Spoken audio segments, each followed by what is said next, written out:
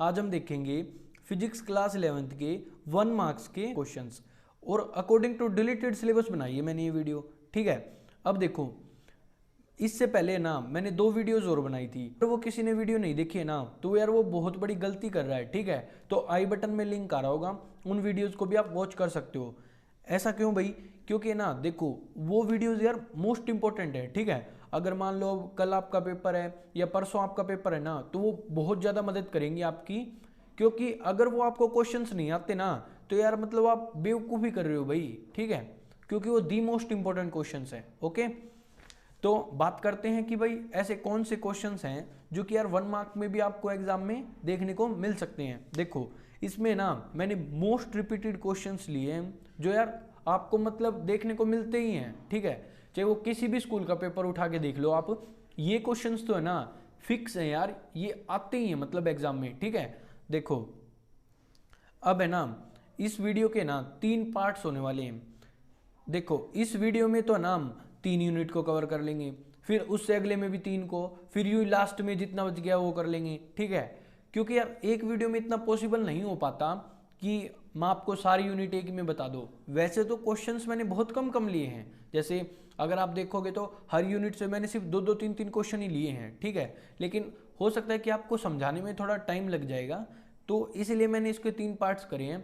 वैसे देख लेना। ठीक है, आप देखो फर्स्ट क्वेश्चन है हमारा डायमेंशनल एनालिसिस से। ठीक है, देखो इस वीडियो को ना आप पूरा देख लेना। क्यों भाई? क्योंकि मान लो अब आपके पास टाइम भी कम है, लेकिन अगर आप इस वीडियो को पूरा देख लेते हो ना, तो मैं इसमें यार आपको अच्छे से थोड़ा समझाने वाला हूँ। तो मान लो आपको टाइम भी नहीं मिला ना, पेपर तक आपको टाइम भी नहीं मिला इन क्वेश्चंस को एक बार पढ़ने का, तो मेरे हिसाब से कई बच्चों का यार ये हो जाता है कि मतलब उनको याद रह जाता है कि हाँ सर ने जब वीडियो बनाई थी ना हमने देखी थी और हमें याद है, तो आप मतलब क्रैक कर दोगे उस क्वेश्चन को। ठीक है, तो यार कंसिस्टेंसी से बैठ के एक बार बस 5 मिनट लगेंगे आपके, 5 से 7 मिनट की और होगी वीडियो, देख लो भाई। ठीक है, बात करेंगे डायमेंशनल एनालिसिस से। तो फर्स्ट क्वेश्चन है हमारा state the number of significant figures. देखो भाई सिग्निफिकेंट फिगर के ऊपर है ना क्वेश्चन आता ही है। ठीक है, और सिग्निफिकेंट फिगर तो यार मैं मान के चल रहा हूँ कि हर बच्चे को आती होगी निकालनी। सिग्निफिकेंट फिगर का क्वेश्चन तो आएगा ही, फिजिक्स में भी आएगा और केमिस्ट्री में भी आएगा, तो सिग्निफिकेंट फिगर तो आपको निकाल लेनी है। बात करेंगे हम सेकंड क्वेश्चन की, write down the dimensional formula of the following. देखो भाई ऐसा कभी नहीं होता कि डायमेंशनल फॉर्मूला के ऊपर एग्जाम में क्वेश्चन ना पूछा जाए। देखो भाई मैं मान के चल रहा हूँ कि यार आप में से कई बच्चों को डायमेंशनल फॉर्मूला निकालना नहीं आता होगा, तो यार ये जो मैंने 5 टर्म्स लिख रखी है ना, इनको तो भाई घोट के पी लो बिल्कुल भाई।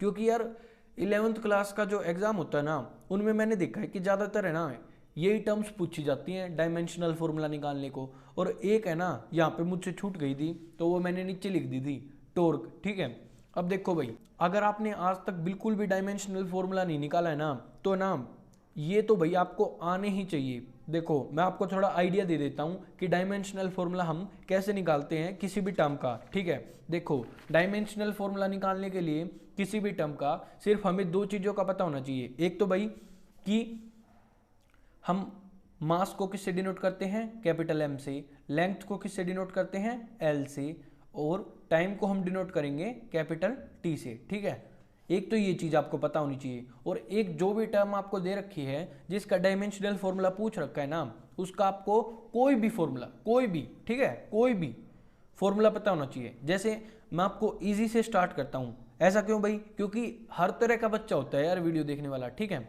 बात करते हैं कि हम फोर्स का डायमेंशनल फॉर्मूला कैसे निकाल सकते हैं। तो देखो फोर्स का मेरे को कोई भी फॉर्मूला पता होना चाहिए। जैसे सबसे इजी फॉर्मूला है फोर्स का, according to Newton second law, force is equal to mass into में एक्सेलरेशन। ठीक है, अब देखो भाई इसको ना आपको एक चीज दिमाग में रखनी है कि इसको इन टर्म्स में फाइंड करना है आपको। ठीक है, देखो फोर्स किसके इक्वल हो जाएगा, मास।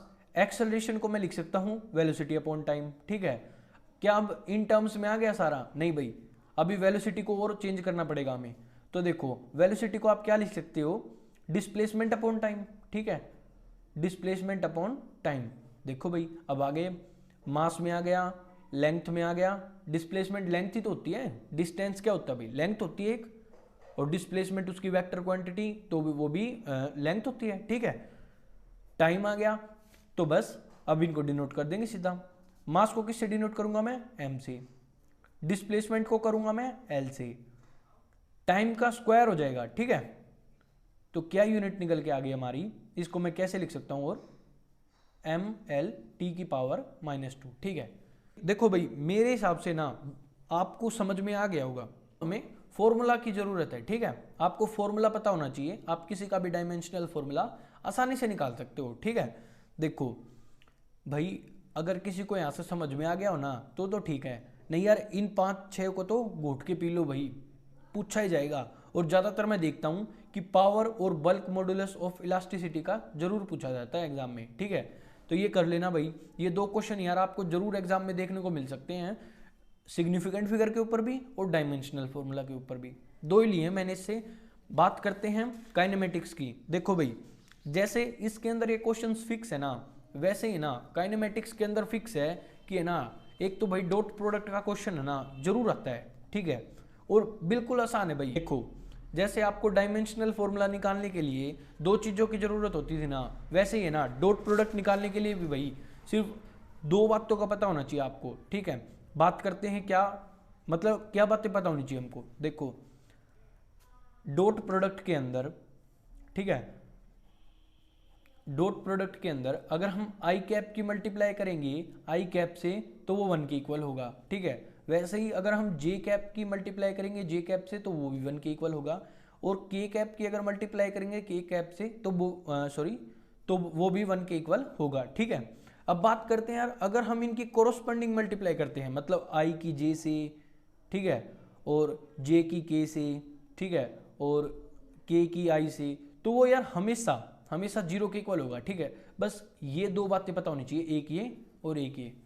कोई भी डॉट प्रोडक्ट का क्वेश्चन आ जाए भाई आप निकाल सकते हो, ठीक है। देखते हो कोई भी डॉट प्रोडक्ट का क्वेश्चन आ जाए आप निकाल सकते हो, ठीक है। अब देखते हैं कि इस क्वेश्चन में इसको कैसे अप्लाई करें भाई। देखो इसने कहा है कि ये जो है ना इन दोनों का डॉट प्रोडक्ट -12 के इक्वल है, ठीक है। और यहाँ पे इसने एक x दे दिया और कह दिया इसको कि मतलब x की वैल्यू बता दो हमको, ठीक है। तो ना अब कैसे निकालेंगे भाई, पहले तो इन दोनों को मल्टीप्लाई करेंगे। देखो मल्टीप्लाई कैसे करते हैं हम, 3i कैप का 2i कैप से मल्टीप्लाई करेंगे, फिर 3i कैप का -xj कैप से मल्टीप्लाई होगा, फिर 3i कैप का किससे मल्टीप्लाई होगा भाई 3k कैप से, ठीक है। तो देखो जब 3i कैप का 2i कैप से मल्टीप्लाई होगा तो हो जाएगा मल्टीप्लाई। ऐसा क्यों भाई, क्योंकि i कैप से i कैप मल्टीप्लाई होता है तो 1 आता है, लेकिन जब हम 3i कैप को -xj कैप से मल्टीप्लाई करेंगे तो वो किसके इक्वल हो जाएगा भाई 0 के। ऐसा क्यों भाई, क्योंकि i कैप को अगर j कैप से मल्टीप्लाई करते हैं तो वो 0 के इक्वल हो जाता है, ठीक है। अब देखो जब हमने मल्टीप्लाई करेंगे एक बार 3i कैप से इस पूरी टर्म को तो किसके इक्वल आ जाएगा ये 3 × 2 के, ठीक। प्लस जब हम -2j कैप को इससे पूरी टर्म से मल्टीप्लाई करेंगे तो इससे मल्टीप्लाई करेंगे तो 0, इससे मल्टीप्लाई करेंगे तो क्या आ जाएगा -2 मल्टीप्लाई में -x, ठीक है। प्लस क्योंकि जब -2j कैप को 3k कैप से करेंगे तो भी 0, क्योंकि j कैप को k कैप से करते हैं तो मल्टीप्लाई 0 आ जाता है, ठीक है। अब बात करते हैं कि भाई अगर 2k कैप को 2i कैप से मल्टीप्लाई करेंगे तो 0, 2k कैप को -xj कैप से मल्टीप्लाई करेंगे तो 0, लेकिन अगर हम 2k कैप को 3k कैप से मल्टीप्लाई करेंगे तो क्या आ जाएगा हमारा 2 × 3, और ये पूरा इसने किसके इक्वल दे रखा है -12 के, ठीक है। तो जब आप इसको पूरा सोल्व करोगे ना, अब तो सोल्व कर सकते हो यार, बहुत आसान है। तो x की वैल्यू क्या आ जाएगी हमारी -12, ठीक है। तो ये कर लेना भाई, बहुत आसान क्वेश्चन है और जरूर पूछा जाएगा एग्जाम में, ठीक है। बात करते हैं नेक्स्ट क्वेश्चन की, वो हमारा what will be the effect on horizontal range of a particle when it's initial velocity is doubled keeping the angle of projection same, ठीक है। ये कह रहा है कि पता है आप क्या करो, एक मतलब प्रोजेक्टाइल का वो बताओ कि हॉरिजॉन्टल रेंज पे क्या फर्क पड़ता है कि हम जब इनिशियल वेलोसिटी को है ना जो हमने पहले ली थी उसको डबल कर दें और एंगल हम सेम रख रहे हैं, ठीक है। तो यार देखो अब आपको समझ में आ रहा है या नहीं आ रहा है, ये क्वेश्चन यार एग्जाम में बहुत ज़्यादा पूछा जाता है, तो है ना इसका मैं मतलब आपको डिटेल में नहीं बता रहा, बस आप ये बात याद रखना कि अगर हम इनिशियल वेलोसिटी को है ना डबल कर देना तो जो अब हमारी हॉरिजॉन्टल रेंज आएगी ना वो पहले से है ना 4 टाइम्स आएगी।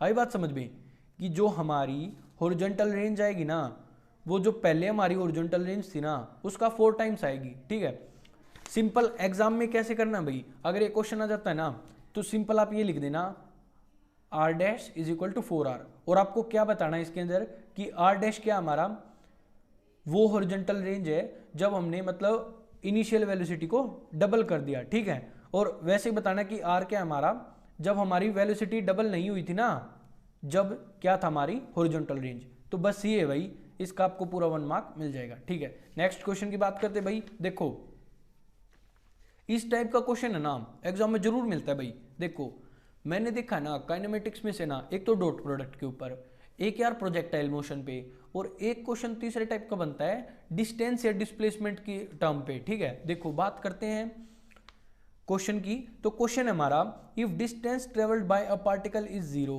What can be it's displacement. देखो भाई एक बात है ना हमेशा याद रखना कि अगर किसी पार्टिकल की डिस्प्लेसमेंट जीरो है ना तो हो सकता है कि उसने डिस्टेंस कवर किया होगा, लेकिन अगर किसी भी पार्टिकल की या किसी बॉडी की डिस्टेंस जीरो है ना तो कभी भी यार उसकी डिस्प्लेसमेंट नहीं हो सकती। ठीक है, तो इसका क्या आंसर आ जाएगा, इट मस्ट बी जीरो। ठीक है, आसान सा क्वेश्चन है यार, ये आप कर लोगे। अब देखेंगे लॉज ऑफ मोशन के 1 मार्क्स के मोस्ट इंपॉर्टेंट क्वेश्चंस। ठीक है, देखो इसके भी मैंने 3-4 क्वेश्चन ही लिए हैं, तो मतलब ज़्यादा टाइम नहीं लगने वाला इस वीडियो को ख़त्म होने में, तो जल्दी से देख लो भाई। फर्स्ट क्वेश्चन है हमारा, rubber tyres preferred to steel tyres why. कि भाई हम रबर टायर्स का इस्तेमाल क्यों करते हैं, स्टील टायर्स का इस्तेमाल क्यों नहीं करते। देखो भाई इसका मेन रीज़न तो ये है क्योंकि यार रबर टायर्स बहुत ज़्यादा फ्लेक्सिबल होते हैं, और जो ये रोक वाले एरियाज होते हैं ना, पत्थरों वाले एरियाज, इसमें मतलब ये सही से मूव करते हैं, जबकि स्टील टायर्स में ऐसा नहीं होता भाई। और यार अगर मान लो रबर टायर्स खराब भी हो जाए ना तो हम इनको आसानी से चेंज करवा सकते हैं, ये भी एक रीज़न बनता है इसका। लेकिन तो हम क्या आंसर देंगे भाई। ठीक है, देखो this is because coefficient of friction between rubber tyres and road is smaller. ये क्या कह रहा है कि कोफिशिएंट ऑफ फ्रिक्शन है ना जो रबर टायर्स और रोड के बीच में वो कम लगता है, इसलिए ना हम रबर टायर को प्रेफर करते हैं। बस ये रीजन लिखना है भाई आपको। ठीक है, सेकंड क्वेश्चन है हमारा, give one example of conservative and non conservative force. देखो भाई मैंने ना पिछली वीडियो में भी बताया था कि ना कंजर्वेटिव और नॉन कंजर्वेटिव फोर्स से ना क्वेश्चन बनता है भाई।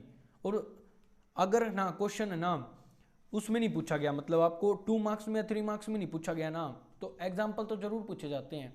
तो इनके एग्जाम्पल आप है ना मैंने एक बार लिख रखे हैं, अभी याद हो जाएंगे आपको, एक बार पढ़ लेना बस। कंजर्वेटिव फोर्स के एग्जाम्पल है electric force and gravitational force. वैसे ही नॉन कंजर्वेटिव फोर्स के हैं tension force and frictional force. देखो ज़्यादातर एक ही पूछे जाते हैं, तो कंजर्वेटिव से याद रखो ग्रेविटेशनल, नॉन कंजर्वेटिव से फ्रिक्शनल। ठीक है, बस ये 2 एग्जाम्पल याद कर लो, आपका काम बन जाएगा। ठीक है, नेक्स्ट क्वेश्चन हम देखते हैं। देखो भाई ये जो क्वेश्चन है ना या ये MCQ यार बहुत ज़्यादा बार पूछा जाता है, मोस्ट रिपीटेड है ये। ठीक है, which of the following is a self adjusting friction. ठीक है, देखो जो सेल्फ एडजस्टिंग फ्रिक्शन होता है ना वो स्टैटिक फ्रिक्शन होता है, ये बात आपको याद रखनी है। देखो भाई अगर आपको इनकी डिटेल में पढ़ना है तो यार आपको पूरा चैप्टर पढ़ना पड़ेगा, तो कई चीज़ें तो यार आपको मतलब इन्हीं चीज़ से याद रखनी पड़ेंगी कि सर ने क्या बताया था कि self adjusting force means static friction. देखो 3 क्वेश्चन तो ये बन रहे थे, एक क्वेश्चन और बन रहा था इसी यूनिट से, तो ना वो क्वेश्चन क्या भाई, why do we slip on a rainy day. कि हम यार मतलब बारिश के दिनों में हम फिसल क्यों जाते हैं, ऐसा क्यों जाता है भाई, क्योंकि ये तो यार आसान है। देखो कभी भी ये क्वेश्चन आ जाए ना, आप फिसल क्यों जाते हो भाई, गिर क्यों जाते हो, तो ये सोच लेना पक्की इसमें कोई फ्रिक्शन का फंडा लगने वाला है। ठीक है, देखो on a rainy day the wet ground becomes very smooth. जो यार मतलब जब बारिश के दिन होते हैं ना तो जो ये गीला ग्राउंड होता है ना ये बहुत ज़्यादा स्मूथ हो जाता है। और हमने क्या पढ़ा है कि अगर फ्रिक्शन को रिड्यूस करना हो ना तो आप किसी सरफेस को स्मूथ बना दो। ठीक है, अगर सरफेस स्मूथ हो गया फ्रिक्शन लगना बंद हो जाएगा, तो क्या होगा भाई हमारा जो द फ्रिक्शन था ना जो हमारे पैरों में के बीच में और मतलब ग्राउंड के बीच में, ठीक है, हमारे पैर और ग्राउंड के बीच में जो फ्रिक्शन लग रहा था ना वो बहुत ज़्यादा कम हो जाएगा, greatly reduced it causes to slip, इसलिए हम फिसल जाते हैं। बस ये रीजन है भाई। तो ये थी भाई वीडियो, मेनली मैंने आपको इसमें 4, 3 और 3 कितने हो गए 10। देखो भाई मैंने इसमें आपको बस 10 क्वेश्चंस बताए हैं और जिसमें कि आपकी मैंने 3 यूनिट कवर कर ली।